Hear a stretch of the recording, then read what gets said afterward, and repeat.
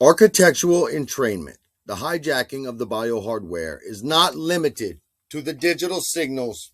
It is embedded in the very geometry of the spaces we inhabit.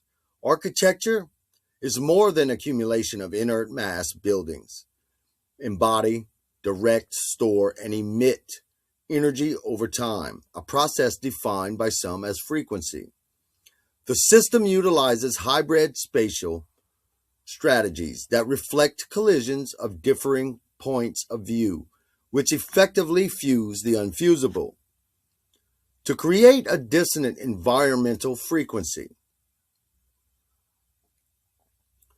Research into natural attunement indicates that real-world architecture and architectural settings affect neural dynamics and cognitive processes through neural entrainment and phase resetting.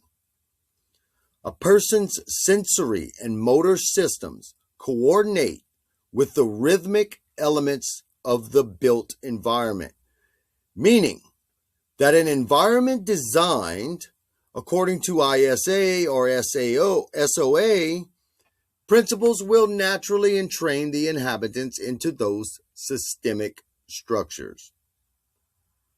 The contrast, the sovereign design, or sacred space involves decoding the matrix of place to create energetic coherence.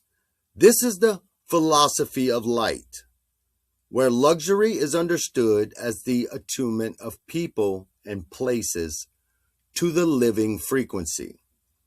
The spirit of the land and the lineage, the alchemists of light, are the visionaries, the architects, the diplomats, and artists who are charged with restoring coherence to the dissonant systems of Earth.